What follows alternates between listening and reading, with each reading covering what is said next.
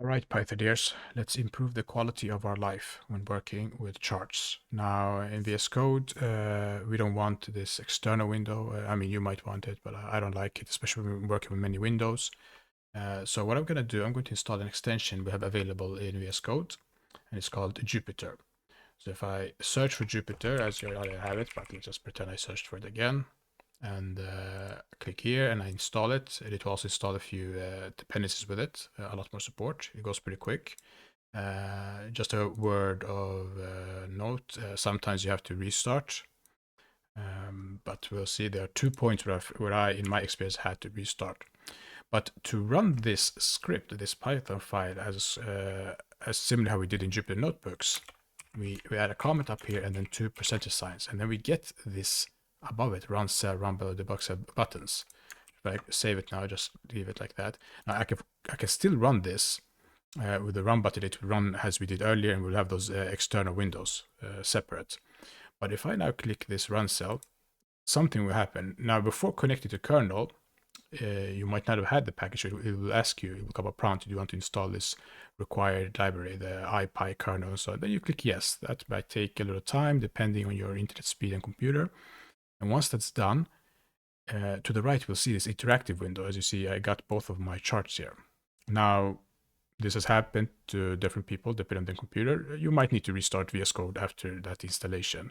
And then when you click run cell, this will work. Just so you know that this can happen. Now, this is one way of doing this. So we can just run this file as is from the normal run button or from the terminal, as we do with a Python command, and we'll get those external windows. Or we can use this run cell. And this might now, like for example, let me say I want to copy this one. I want to have these two separate. Now I can run this cell, and we'll have 2 separate instances. So it's similar like a Jupyter Notebook, and then we can clear it and we can go back to the beginning. We'll run this first, and we just have this one. Then I'll run this, and then we'll have 2.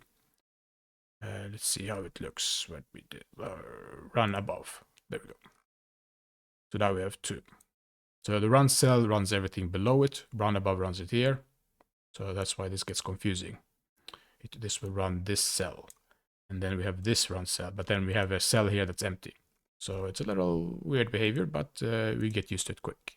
Now, another approach is to create, now that we have installed that Jupyter Notebook extension, Jupyter extension, all its side libraries and those pip packages, because if we do now, we look at our requirements file, we do pip freeze requirements again, just to see what has changed.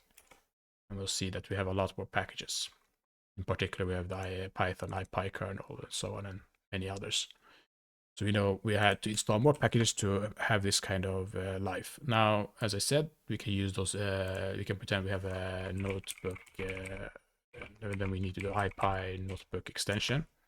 And then we can do this. And here we have to select the kernel. So we go to our Python environments, and then we select this one. That is our virtual environment. And now I can, for example, mark down if I want like a header. Let's call it Matplotlib basics. And then after it, I'll do a code. And then we could see just how this works. Let's say for one, we just import. We'll see. And then we'll do another code. And then we can go use this one. And we can use this one for the second one. There we go. Let's just close this for a second here. So the first thing, I'll run this because we need to import it. So anything under it can use it. Do we get a green check? I guess. Now let's run this. See what happens. Nothing. Okay. It's still, I guess, connecting. Even here, we might have to restart. Yeah, here we see it's a bit slow. But then we would get the graphs under here. Let me see if I can stop this one. Start over here, run. See why it's so slow. So this is kind of problems with VS Code, the inconsistency of the user experience. So sometimes we have to restart. So let me just do that a moment. All right, I've restarted. Let's see if it works. Great. Now we get the green check immediately. And then we run this, and we see the chart under here. And then we can then run this one, and we get another chart. So it's up to you which one you prefer. We're going to see, we're actually going to see a situation in the next video when we begin loading our data. So until then.